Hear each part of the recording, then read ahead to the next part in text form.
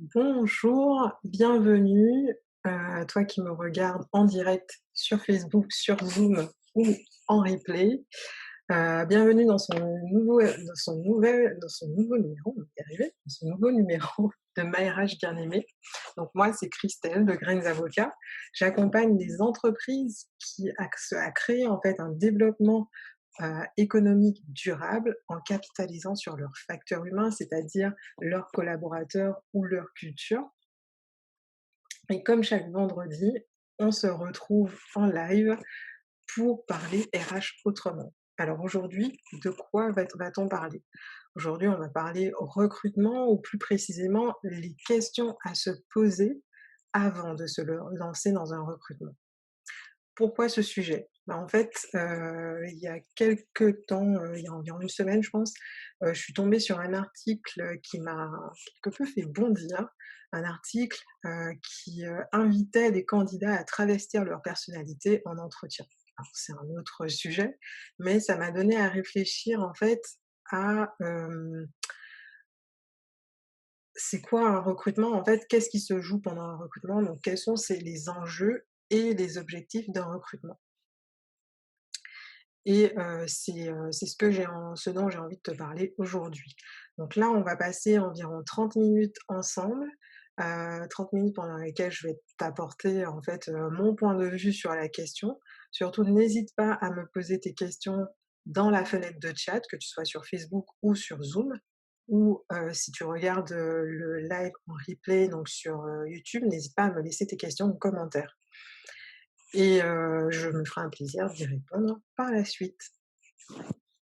Donc déjà, avant de dans un premier temps, c'est quoi enfin, pourquoi, en 2 mots, pourquoi on recrute?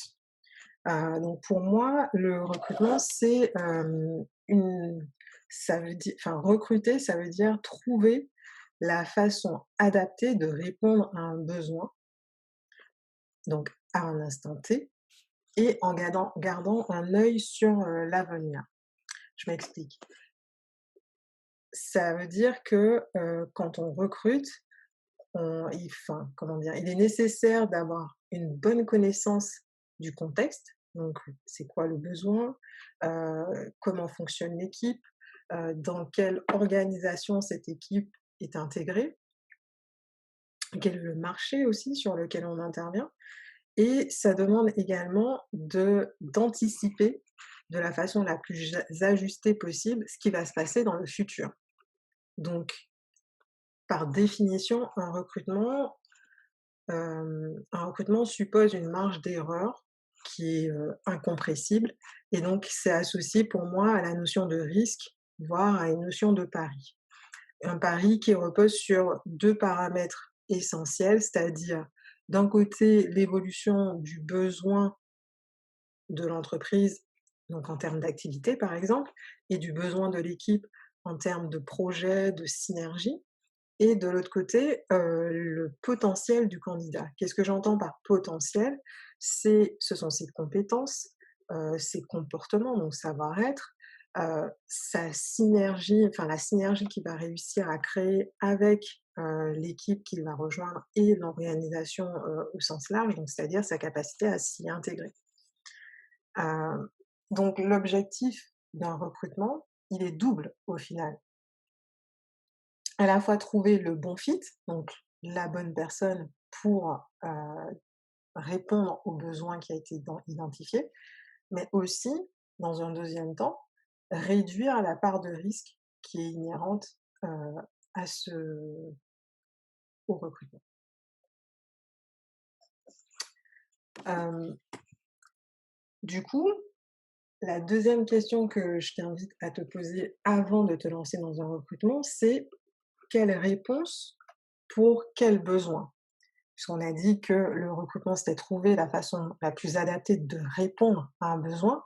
Donc, il faut à la fois définir le besoin et en fonction de ce besoin-là, trouver la réponse qui est adaptée. Pourquoi je dis ça? Parce que, si un comment dire? Le besoin, c'est la base de tout. Si, il y a pas de besoin, il y a pas de recrutement, en fait. Donc le besoin, doit être le plus clairement défini possible, le plus clairement exprimé possible. Qu'est-ce que ça veut dire?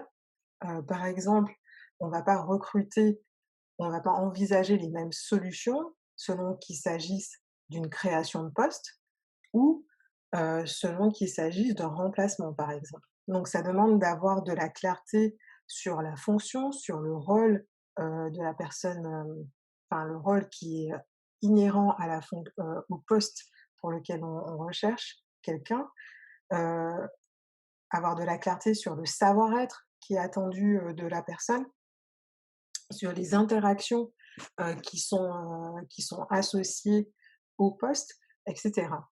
Par exemple, dans le cas d'un remplacement, avant même de se lancer dans un recrutement, c'est important de faire le point sur: est-ce que c'est vraiment nécessaire de remplacer la personne qui est partie, par exemple? Est-ce que, le contexte de l'équipe, de l'activité, de l'entreprise a changé?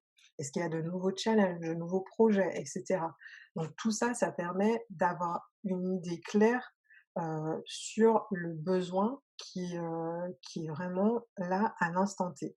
Et ça évite, en particulier dans le cas d'un remplacement, de se jeter tête baissée et de chercher en fait soit un clone de la personne, qui est partie, qui n'est plus là en tout cas, soit, de juste reproduire en fait un schéma. Donc je sais pas, on a un poste, de, de mécanicien qui se libère, ah ben, on cherche à recruter un mécanicien. Mais peut-être en fait que l'équipe a évolué, peut-être que, le contexte a évolué et que du coup, si on a un mécanicien qui part, peut-être que c'est pas un mécanicien qu'on va devoir chercher en fait. Peut-être que, dans l'équipe, on peut, revoir les choses et que les projets qui s'annoncent ou, le besoin actuel de l'équipe, ben, c'est plus alors je ne m'y connais pas franchement, un taulier par exemple. Donc c'est, prendre 2 secondes, prendre un peu de recul en fait pour clarifier le besoin et c'est autant de temps, même si on a, parce qu'il y a souvent eu, des managers qui avaient l'impression quand je leur demandais de réfléchir sur ça, qu'on perdait du temps. On peut avoir cette sensation de perte de temps, mais c'est du temps et de l'énergie surtout, voire de l'argent, qu'on peut gagner en fait par la suite, en termes de tri de CV ou en termes d'entretien mal ciblé, par exemple. Donc tout ce travail en amont sur, la définition du besoin, ça permet, d'avoir une annonce qui est plus précise et si notre annonce est plus précise, en fait, derrière, c'est un candidat idéal qui peut plus facilement se reconnaître et se projeter avec l'annonce et donc candidater. Et c'est aussi, moins de frustration quand on reçoit des CV qui sont pas ajustés par rapport à ce qu'on cherche ou qu'on reçoit en entretien ou au téléphone, comment dire? On passe du temps sur, des candidatures qui ne collent absolument pas au profil qui est réellement recherché et autre scénario, quand on a avancé en fait sur un profil ou sur, en tout cas un process et pour se rendre compte qu'en fait finalement, ben, c'était pas la peine de recruter à l'externe, qu'on va réorganiser l'équipe ou que, ben, on est parti sur une piste et qu'en fait, c'était pas ça qu'on cherchait et qu'il faut tout reprendre depuis le début. Donc ce temps, se poser la question du besoin, quel est-il? C'est du temps de gagner pour la suite. Donc si tout ça te parle, surtout dis-moi en quoi et n'hésite pas à me dire en quoi et à me poser tes éventuelles questions, dans le chat.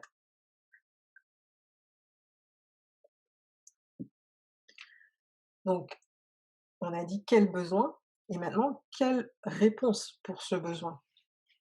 Donc j'ai déjà un peu, sous-entendu, c'est quoi la solution adaptée pour le besoin qui a été identifié? Donc pareil, avant de se jeter sur le marché, externe, il peut être intéressant de se poser un certain nombre de questions pour vérifier en fait, enfin identifier en tout cas, la réponse la plus pertinente pour, le besoin, du moment. Donc par exemple, comme je le disais tout à l'heure, ça peut être de, redistribuer les cartes au sein de l'équipe, dans laquelle il y a un besoin qui est identifié et en fait, en redistribuant les cartes, ça permet de redéfinir les rôles de chacun et éventuellement d'éviter d'avoir à recruter. Ça peut être, passer par le la mobilité interne ou transversale. Donc on a un besoin dans une équipe, est-ce que dans l'entreprise, dans l'organisation en place, est-ce qu'il n'y a pas déjà quelqu'un, en fait, qui pourrait répondre à ce besoin? Et en fonction du contexte et des situations et des désirs de chacun, ben, peut-être que cette personne pourrait remplir un besoin, enfin, pourrait satisfaire rapidement, le besoin qui a été identifié. Ensuite, ce besoin-là, est-ce qu'on a besoin d'avoir une personne dédiée en interne ou est-ce qu'on externalise cette activité? C'est aussi une question, qui fait appel derrière à une étude un peu plus poussée pour savoir, bah, quel est le coût et est-ce que c'est opportun d'externaliser cette activité? Et enfin, en dernier enfin peut-être pas en dernier recours, mais ensuite, on considère l'externe. Donc, tu vois, enfin, il y a énormément de questions à se poser quand il y a un besoin, avant de se jeter sur l'externe, sur le marché externe. Et quand je dis recruter, c'est tout ce panel. Recruter, c'est pour moi, en tout cas, ce n'est pas forcément à l'externe. Et donc, comment on arbitre entre toutes ces options? Ben, c'est selon le contexte, donc le niveau d'activité, les perspectives d'activité, selon la culture de l'entreprise. Moi, j'ai connu des entreprises où avant de recruter à l'externe, enfin, c'était très rare en fait de recruter à l'externe. L'entreprise se basait surtout, sur le marché interne et avait vraiment une culture de mobilité, interne. Je prends par exemple le cas de mon père, qui lui, a occupé, je sais plus, a eu je sais pas combien de vies, professionnelles dans la même entreprise, il a commencé donc il a fait toute sa carrière dans une raffinerie et il a commencé à l'usine en fait. Ensuite, il est passé au bureau d'études, il est passé à la formation, aux approvisionnements et il a terminé à la direction des ressources humaines. Donc, dans une même entreprise, on peut avoir, plusieurs vies. Ou je peux prendre, pareil le cas d'un de mes encadrants, lors de mon stage, enfin de mon encadrant lors de mon stage de fin d'études, qui lui, heu, était donc RH et avant ça, il était, géologue. Donc voilà, tout ça pour dire que en fonction du contexte, de la culture de l'entreprise, les réflexes ne seront pas les mêmes et il est important de poser, de clarifier, tout ça. Et le dernier critère selon moi qui est intéressant à prendre en compte quand quand on se pose la question de la solution la plus adaptée pour le besoin, c'est la rareté ou le niveau d'expertise attendu pour le poste.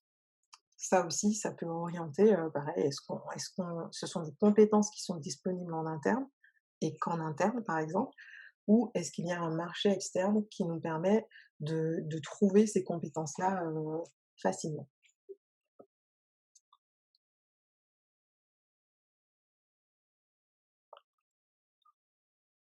Et un dernier critère auquel je n'avais pas pensé, c'est aussi, l'opportunité. Des fois, il y a, un besoin qui est défini et ce sera peut-être plus facile, plus simple à mettre en œuvre, une solution plus simple à mettre en œuvre que de faire appel à, enfin,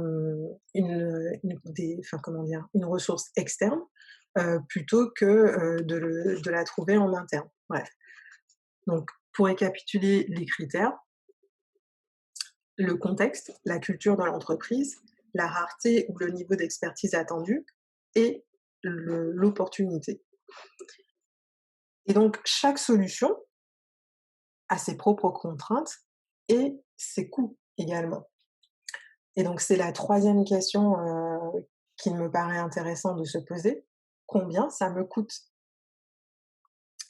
Se poser pourquoi c'est intéressant de se poser cette question-là?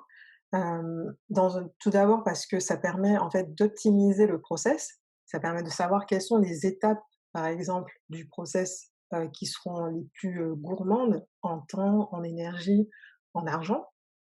Heu et donc de savoir où on met le focus et ce qui est, vraiment, indispensable ou pas. Ça permet également d'identifier les coûts cachés et quand on est sur des sujets RH, il y a souvent des coûts cachés, hem et donc d'avoir bien en tête la réalité du process en termes de coûts, et pas de coûts imaginés ou mal estimés. Et enfin, se poser cette question du coût est intéressant selon moi parce que ça permet d'avoir conscience, de la valeur, du process qui est mis en place. Ce que j'entends par valeur, ce sont les enjeux, de les enjeux qui sont, en œuvre, qui sont, oui, qui sont en œuvre dans le cadre de ce process et ça permet ensuite de pouvoir en prendre soin et de pouvoir, mettre, un niveau d'énergie, un niveau d'attention et oui et de soins qui soit à la hauteur de l'enjeu, dont il est question. Et donc tous ces éléments-là, heu, qui permettent de qui permettent de prendre conscience du coût associé, au recrutement, derrière ça permet de faire des arbitrages éclairés, pour, pour cette, hop, pour, le process. Hem, alors en termes de coûts, alors l'objectif c'est pas de tous les lister, mais, de te donner en fait, quelques pistes, de réflexion sur le sujet du coût. Donc, je les ai classés en 3 grandes catégories. La première catégorie, ce sont les coûts les plus évidents. Donc on va penser facilement au salaire, de la nouvelle recrue, à ses éventuels frais d'arrivée. Là, on va parler souvent de relocation. Donc, est-ce que la personne va devoir déménager pour rejoindre ton équipe? Est-ce que, alors c'est pas super courant, mais est-ce qu'un welcome bonus est prévu, pour l'intégration, de cette personne? On va penser aussi facilement au coût des job boards, donc pour pouvoir poster, ton annonce sur un site type LinkedIn, l'APEC et cetera, ben, il faut parfois débourser, un abonnement. Par exemple, pour, LinkedIn, on est sur un coût de 900 € hors taxes par an pour, le forfait, Recruiter Lite. Donc c'est le petit abonnement, recruteur sur LinkedIn. Hem et puis, si tu fais appel à un comment ça s'appelle? À un cabinet de recrutement, ben, il y a la commission, du cabinet de recrutement qui est souvent indexée, donc un pourcentage du salaire, de du candidat. Deuxième catégorie, donc, j'ai dit 1re catégorie, les plus évidents, les coûts les plus évidents. 2e catégorie, les coûts qui sont peu chiffrés. Donc là, il s'agit par exemple, de la maintenance du coût de maintenance d'un ERP. ERP, donc c'est un système, une plateforme, un système, d'information qui permet en fait de te créer une plateforme pour gérer les candidatures. Donc là, on est déjà sur des entreprises qui ont un certain volume de recrutement. Et derrière, en fonction de la complexité, on va dire, de l'ERP que tu mets en place, cet ERP peut à la fois te permettre de travailler sur des thématiques type, marque employeur et cetera. Donc, d'optimiser l'expérience candidat, pendant, le process de recrutement. Le traitement des candidatures, pareil.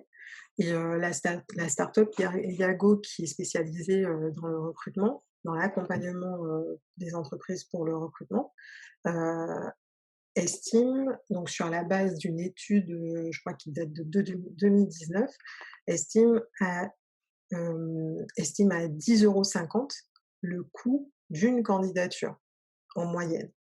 Donc derrière, si chaque candidature te coûte 10,50 €, derrière, il y a des arbitrages à faire en termes de, valeur accordée, hem, à ton process. C'est ce que je disais, tout à l'heure, la connaissance des coûts permet en fait et des enjeux, permet ensuite d'ajuster en fait le niveau d'investissement, le niveau, d'énergie, de temps, que tu mets en face pour répondre, à ces enjeux.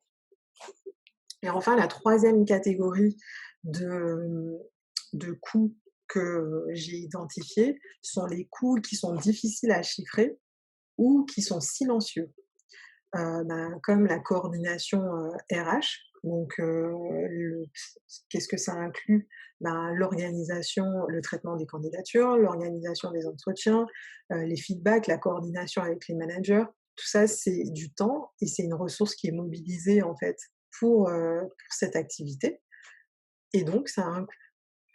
Le coût d'intégration, donc en termes de temps, d'énergie et le coût lié à la frustration également en cas d'erreur de casting. Tout ça, ce sont des coûts qui sont difficiles à chiffrer puisque c'est de l'humain et du temps et de l'énergie, mais derrière, c'est quelque chose qui va peser sur ton process malgré tout.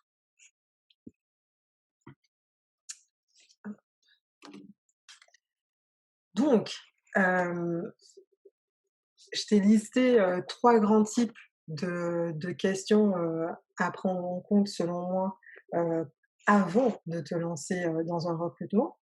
Et si je devais récapituler tout ce que je t'ai dit, selon moi,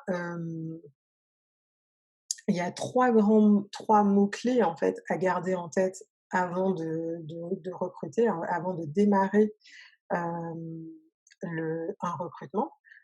Le 1er mot, c'est la préparation. Donc comme je disais au départ, définir ton besoin avec le plus de précision possible, identifier les acteurs qui seront impliqués dans ton process et définir également le rôle, hem, pour, comment dire? Pour savoir qui fait quoi.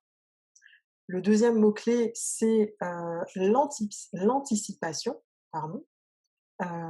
C'est, comment dire? Minimiser le risque, puisqu'on on a parlé au début de la vidéo du risque qui est inhérent, au process de recrutement. Hem et dans cette anticipation, il y a aussi 2 critères qui sont essentiels, donc le potentiel du candidat et la clairvoyance. Ce que j'entends par clairvoyance, c'est la connaissance du marché, la connaissance du besoin, de l'organisation, et cetera, pour pouvoir anticiper de la façon la plus ajustée possible. Et cette anticipation, en fait, va te permettre d'affiner le profil, du candidat que tu recherches et donc de designer un process de recrutement qui sera le plus ajusté possible. Et le troisième mot-clé, donc avec lequel j'aimerais que tu repartes, c'est le mot partenariat. Pour moi, c'est la base de ce système, c'est la base de la préparation et de l'anticipation. S'il n'y a pas de partenariat solide entre le RH et le management, ça va être compliqué de construire un process qui soit pertinent et successful, enfin qui génère du succès. Hem et donc ça passe par, une vraie attitude de collaboration, de la confiance et de la franchise. C'est-à-dire pouvoir se dire les choses simplement et clairement. Je pense, que j'ai fait le tour. Si tu as des questions, c'est le moment, n'hésite pas à me les mettre. Je vais regarder sur Facebook parce que là je vois des réactions sur Facebook, mais je ne vois pas les commentaires. Donc n'hésite pas à me les mettre et je pense que c'est, dans les prochains lives, je vais aborder la suite du process, donc le recrutement en lui-même, c'est-à-dire les entretiens et enfin la recherche de candidats et les entretiens et ensuite l'intégration. Donc si ça t'intéresse, surtout dis-le-moi et pose-moi tes éventuelles questions. Hem la dernière chose que je voulais te partager, c'est que la semaine prochaine, donc les 21 et 22 avril, il y a le alors je crois que c'est Saloon RH qui est, en fait un salon RH qui, normalement devait se faire en présentiel, mais Covid oblige, se fait en ligne et donc il y a 2 journées de webinaires, où, il y a le thème du recrutement va être traité, heu, à travers l'expérience candidat et le choix d'un ERP, donc plateforme, dédiée au recrutement. Donc si, c'est un sujet qui t'intéresse, n'hésite pas à t'inscrire, c'est gratuit et donc c'est la semaine prochaine, les 21 et 22 avril. Alors je regarde s'il y a des questions.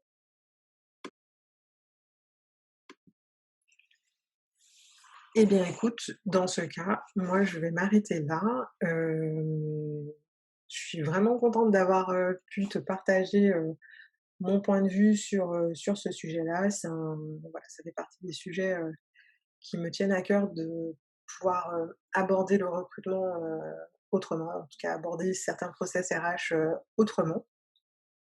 Si ce sont des sujets qui t'intéressent, n'hésite pas, à me le dire en commentaire, à liker et à partager la vidéo et une chose que je n'ai pas précisée non plus, en fait, donc là, je parlais de recrutement, mais si, par exemple, tu es à ton compte, tu es indépendant ou freelance et tu réfléchis à t'associer, la démarche est la même, en fait. Et donc ce sont des questions, qu'il est intéressant, il y en aurait d'autres à rajouter, mais ce sont des questions, qu'il est intéressant de te poser en amont avant de commencer à chercher ou de décider de t'associer avec quelqu'un. Voilà et si tu regardes en replay, laisse-moi tes questions et réactions en commentaire, je me ferai une joie d'y répondre, par la suite. Écoute, merci encore de m'avoir suivi. Merci à toi qui regarde en replay et je te dis à bientôt, à la semaine prochaine. Bye.